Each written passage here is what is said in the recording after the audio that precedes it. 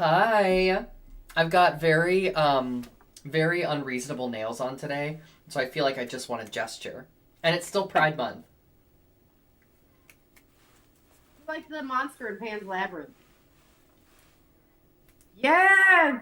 Niche. I look too much like the pale man. I'm just Listen, when I don't have makeup on, mama, Girl. Guillermo del Yeah, I Toro. look like a vampire. Guillermo del Toro said, "Hey, Hey, girl, hey. hey." Oh my God. I was out for Pride, not what we're talking about today, and I want to get your outfit, but I was at a girls' party for Pride, which was a fucking nightmare, and there's a bunch of turfs, and that's the story for another day. But I was like, I looked around and I looked at my partner. I was like, does no one wear dark lipstick anymore? And like, no one had dark lipstick but me. And I was like, fuck it, I'm a vampire. That doesn't really seem like a South Florida thing. That seems more like I don't know, like a Midwestern queer witch in a cemetery kind of thing. And I'm bringing it down south. Girl, how are you? Tell me, where did these nails come from? Uh, I don't know how to answer both of those questions in the same breath, so we're just gonna take a beat between answers. First of all, these nails, you know how I do. You've read my blog. These are direct from CVS. They're plastic that I glued onto my fingers and then shaped from a coffin to a stiletto and then painted. Girl, you're the only person I know who can keep CVS nails on. Like, what Keep is them your in secret? business. Yeah, how do you keep them on? I use Gorilla Glue. Mm, Well, here's that's the your thing. secret. That sounds like it's sort of new, but it's cyanoacrylate, which is the nail glue that comes in the little package. It's just super glue. It's just super glue. So, But it's yeah. like lower quality. I mean, it's the same compound. Yeah. But I mean, it's not all the off-brand drugs like work as well as the label, so like who knows? I don't know what they're putting in. I don't know what they're Right. putting in their glue. I didn't go to school for chemistry. I went to Girl, school I went to for school for looking nails. fabulous. For looking fabulous. I saw some TikTok that was like this 20-year-old woman going like talking about ways to say hello, and she was like this out. This out. In. It's like, listen, I don't know if I can condone stealing so directly from gay people, but that was funny. Yeah, I do like that. I do like that. Yeah. Oh, girl. Is that a martini? It's kind of like a lemon drop. It's a Corpse Reviver number 2, but it's basically a lemon drop. For this lemon drop. Speaking of lemon drops, can I talk to you about questionable fashion choices cuz I don't know where I've been. I don't know where I'm going. This I'm is I'm I'm here to witness wherever you go. What's happening with my hair? Anyways. I would describe this color as maybe cinnamon. Okay, yeah, I could see that. I It's could see that. Yeah, it's nowhere in any color story that I feel like I belong in. It's like a little bit cultural appropriation. I feel just a little bit in there. No. This is Mrs. Cultural Appropriation. But then again, like Brooke, we aren't just white, we're white. And so like I feel like we have to factor in a little bit of cultural appropriation in all of our choices, and that's Right. that's that's just a reality that I've settled into. But Right. despite that baseline at all times, I like the wool embroidery. It's very textural. You at home will just have to imagine what it feels like, but it's slightly raised and slightly coarse, hmm and hmm it I think it looks quite nice on camera. I feel like Lee It Bowery. really does. Thank you. And How do you wash that? Is that a weird question? Am I how old? how do you wash it? Yeah. I don't know how you're supposed to. I'm pretty sure there's a care tag on here somewhere. I just throw it into the washing machine with cold water and hope for the best. Oh yeah, it looks great. Yeah. That's Um. actually how I wash everything. Yeah. Right. I mean, it's. Like I don't even know why for millennials there is a hot water button. I Like I mean, use that for towels. unless you just hate your clothing and you want to destroy it, which But I remember like growing up, it was like, oh, for this load we have to use cold. I'm like, why don't we use cold for all loads? Like what? I really can't think of a good reason why you wouldn't. No. I think it's just Um, gentler on fabric, but it is a dress. And so, quick pop quiz: is this a ruffle or a flounce? fuck, fuck. Let me. You even have a stand. Okay, okay. Hold on, hold on, hold on, hold on, hold on, hold on. That is a ruffle. You are correct. Ah! You, you this out. Yeah. Oh, little Edie in the chat. Oh, wow. Nerve-wracking. Yeah. So I don't know. I'm not sure about this choice, but I'm standing by it. And I was looking through my closet and I discovered someone who hasn't yet been featured on Covered Dish, and I said, "Tonight's your night, baby. This is it. This is it. Well, I love it. She's And coming out." It's a night of risks. It's a night of fashion risks. It's a night of topic risks. Yeah. Do you like how we go from freedom to booty calls? That was my favorite. Like, no, I feel like there's a through line there. Really? Talk to me about that. You know, like freedom to have a booty call. Yeah, why not? Hey, you know what? It's a bold choice, but it's our choice. So was it Corp Survivor #2 on a Tuesday? Love it. Yeah, I mean, I'm not going to sit here and delude myself and all of you that I am a woman who has never made a mistake. And let me tell you, I've made some mistakes. I've made some mistakes, and they show up in interesting. 2 mistakes. Yeah. Every time you ever get the text from someone you thought you deleted from your phone, and then I ask myself, and it's always alarming. It's always just like straight out of the gate, like it's like you up or it's just nudes. You know what I mean? It just arrives, and then you're like, I'm not sure which is worse. The fact that I didn't delete you out of my phone, or maybe it's good that I still know that you're in there, so that when I receive it, I know exactly what's going on. Yeah, I think that's good, because you don't want to just get nudes from a number you don't recognize. You know what I mean? Just generally, I think that's a good rule for life.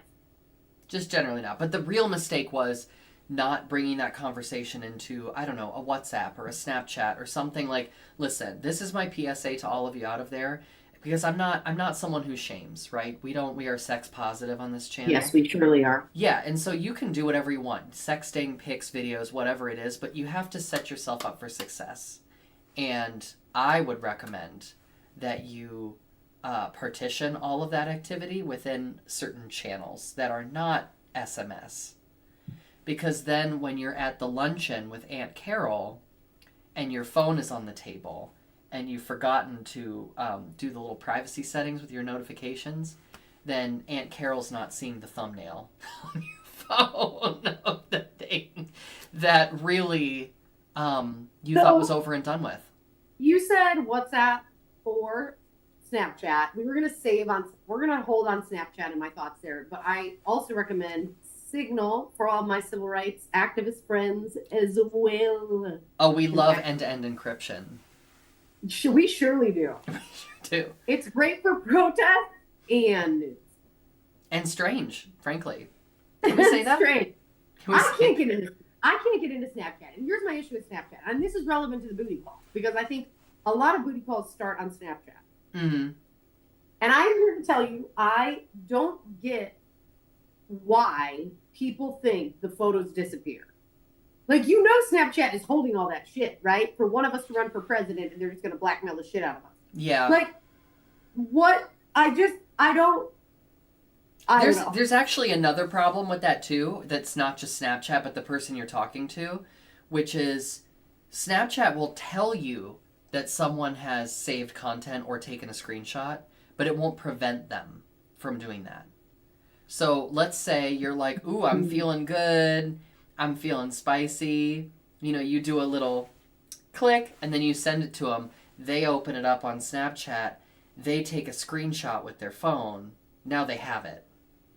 So it's not like it protects you from them keeping it. To do that. Yeah, I mean, well, you know, there's usually a gesture, right? Like you just do, ooh, power button, volume down, and then you've got a snapshot of whatever, and then they can put it right in their receipts folder. You don't love to see it. No. But, you know, I mean, security is anytime you are doing activity on the internet, you are taking on risk. That's why we call it risk mitigation and not risk elimination. So you can't eliminate risk. You have to manage it. Yeah. Yeah. Well, speaking of risk and risk mitigation, is there any opening booty call story you'd like to share? Because I have a missed connections booty call story that I will be sharing tonight. Yes, yes. Well, I do want to tell you about a real life story, but first I want to tell you about a dream I had last night because I don't normally have vivid dreams, but I had a very vivid one last night. And so in this dream I was portraying the role of a male porn star, if you can believe that. And I was on the set of a gay porno with another porn star, and we were this was just to jump to the themes of this dream. This was about me not understanding the difference between reality and fiction, or like when we were on a film set and when things were really happening. So Okay.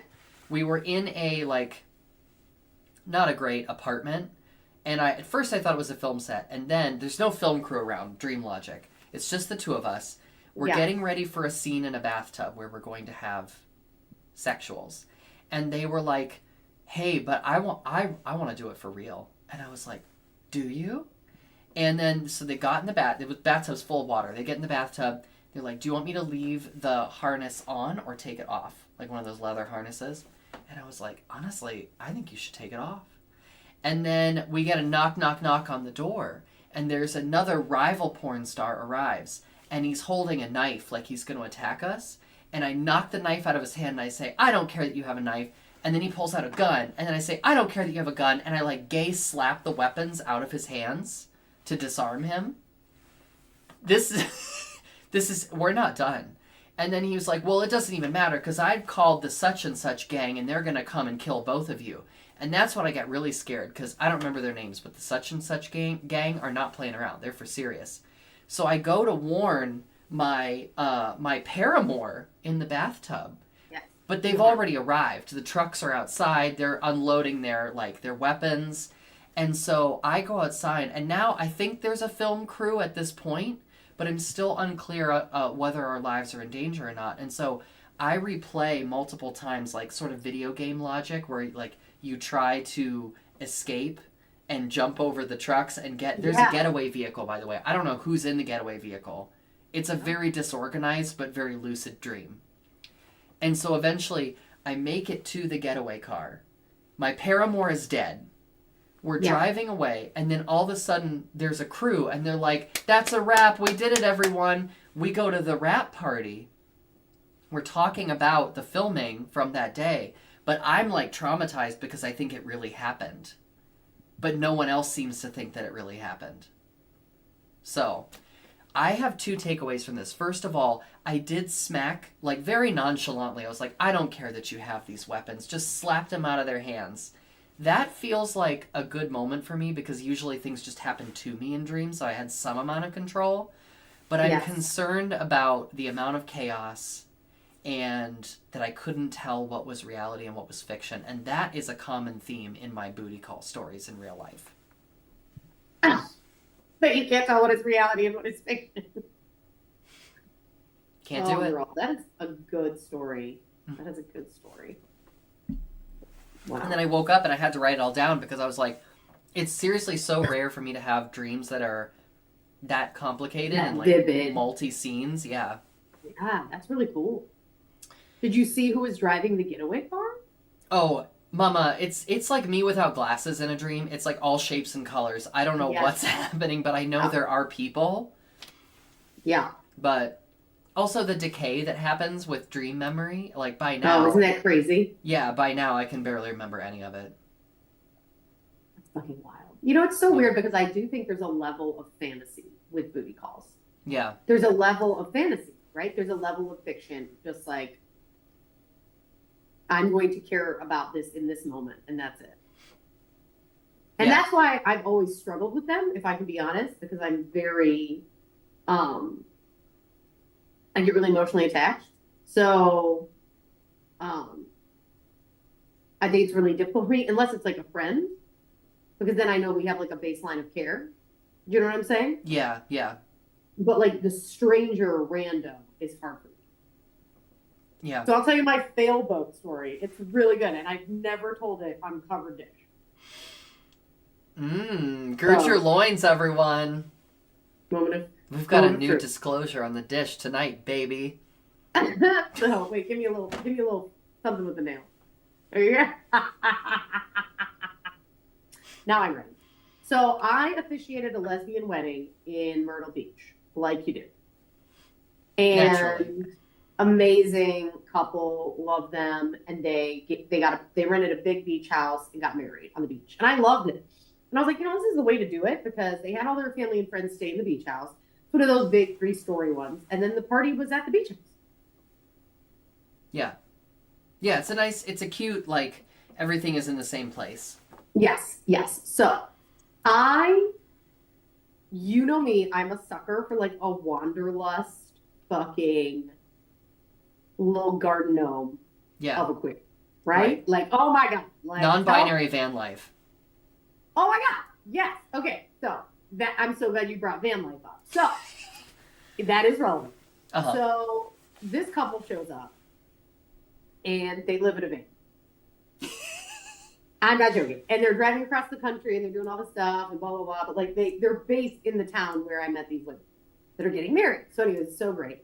And one of the women in the van and I have like a total connect. And the other one and I just, we don't gravitate towards each other, whatever. And I was in the space of like, well, I don't really know what your situation is. Like, I don't know, you know what I mean? So I'm not going to make any assumptions and you're paying attention to me and I'm vibing and it's great. So we party in the pool and we're chilling and whatever.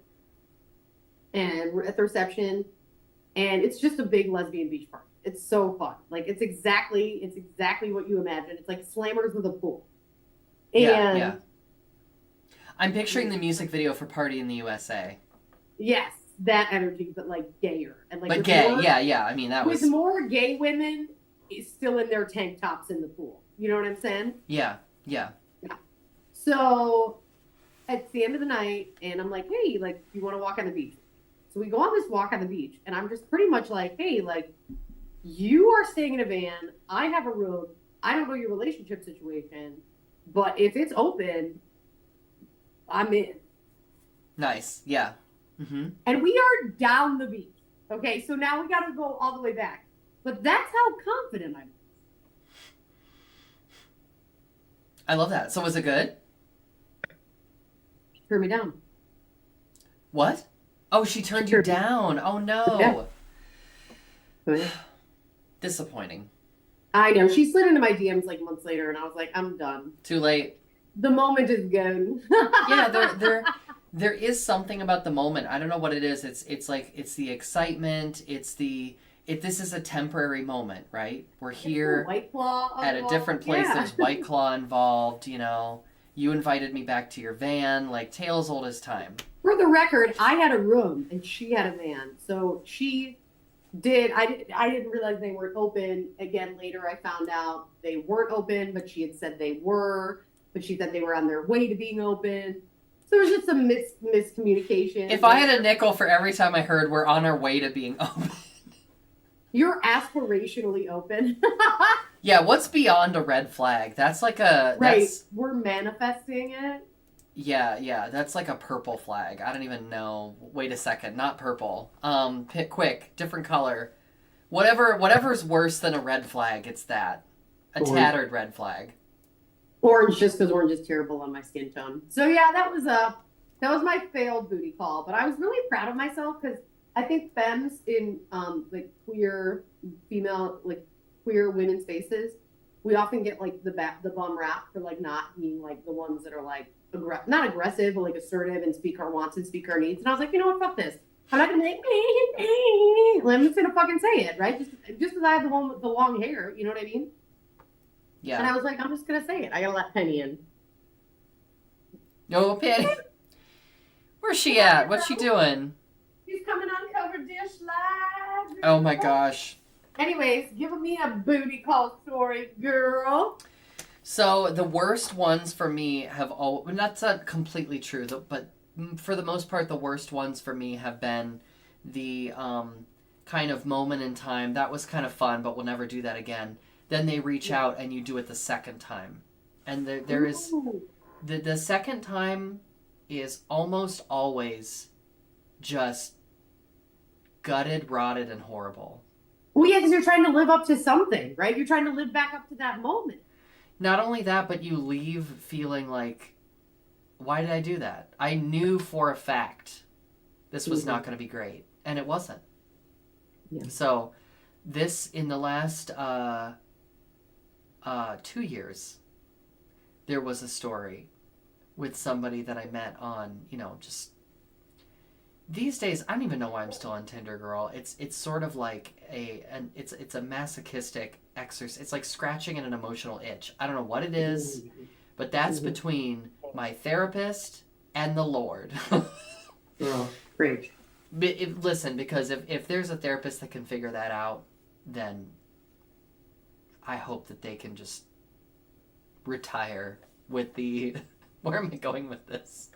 With the insights that will hopefully make them rich, because I feel like this really touches at something deep in the human soul. These sort of like parasocial cravings for something temporary that fills this like hole inside of us. I don't know what it is, but it's awful. So you swipe on Tinder, you match with somebody, you have the same conversation where it's just like, oh, hey, yeah, it always starts with hey, and then it's usually like, well, I've been with a trans woman before, or I've never been with a trans woman, but I've always wanted to, and so it's just like it's all horrible. Someday I'm gonna write a bingo card that's like dating for trans women, and it's just gonna be all the terrible things you hear, and we're just gonna play bingo and cry.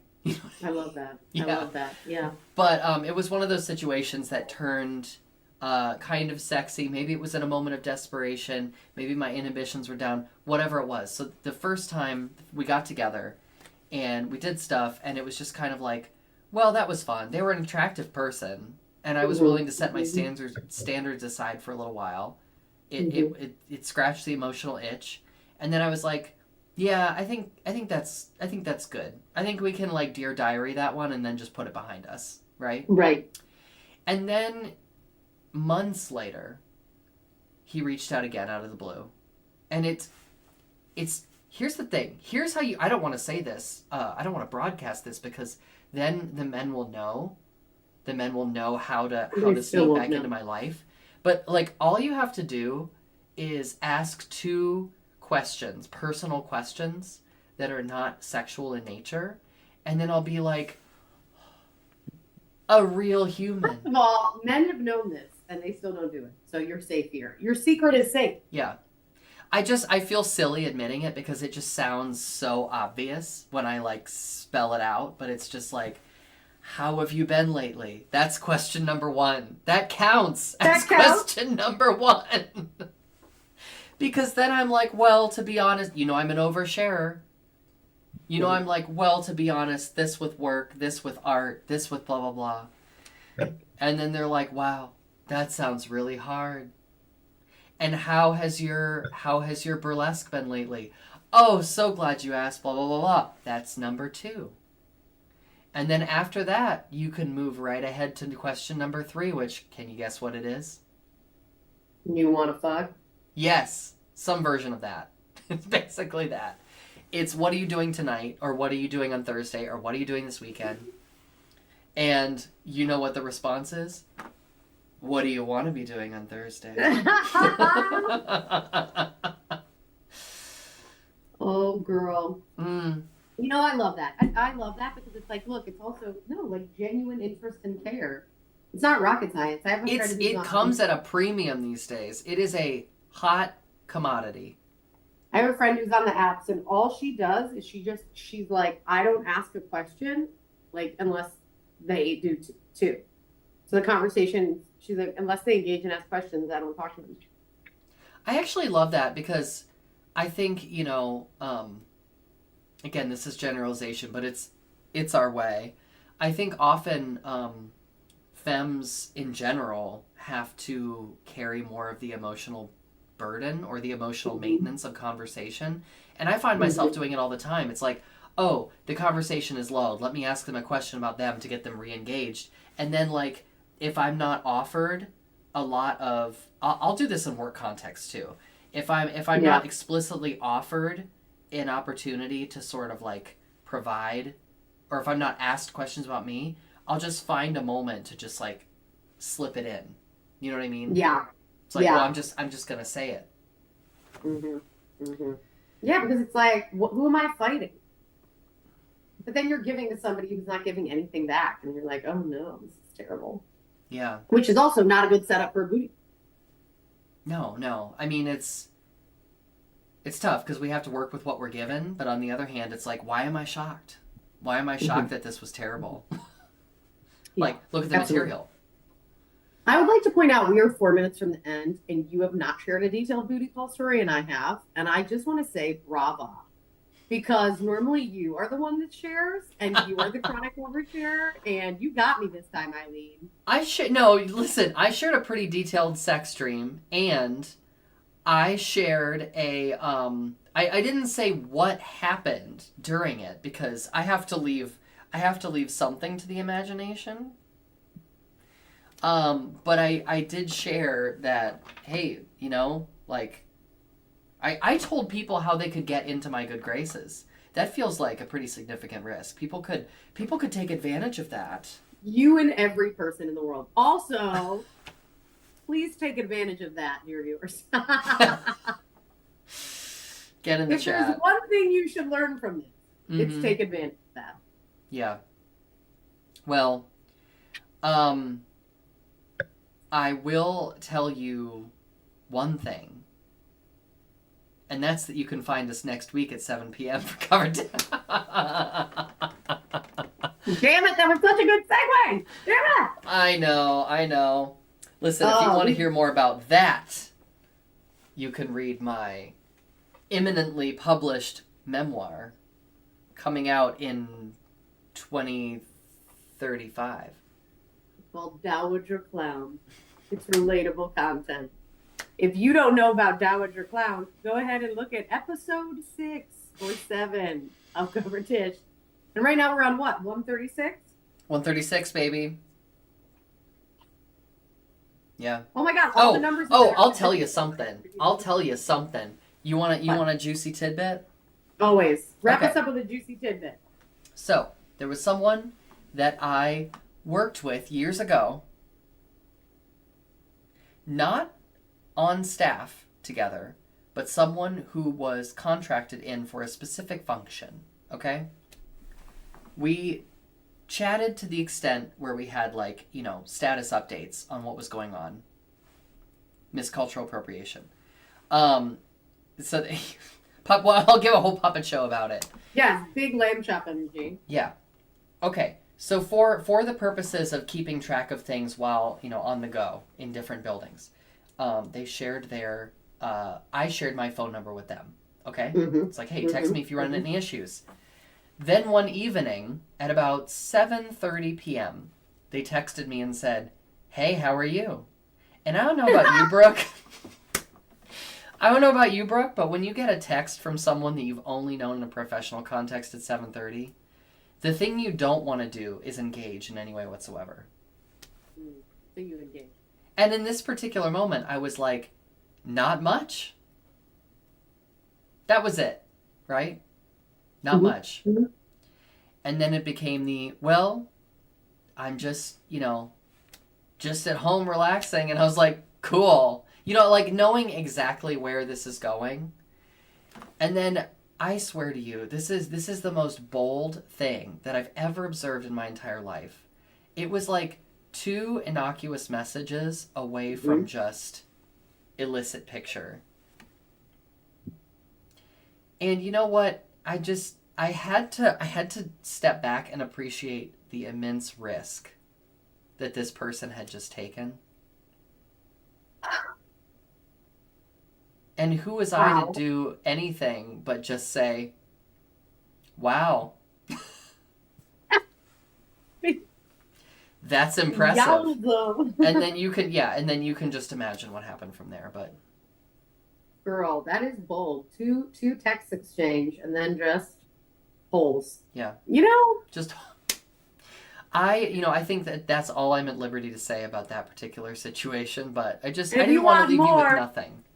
You need to do the VIP covered dish experience. If you're wondering what the VIP covered dish experience is, it's just going out to drinks with me and Eileen. Yeah. And we won't do all of this, misdirection and obfuscation, whatever. We'll just tell you. We'll just tell you what and who and when. Speaking of what and who and when, we are Covered Dish. You can find us next Tuesday. And in the meantime, if you have any topic ideas, you can message us on Instagram @Covered Dish. See you next week, lovers. Bye.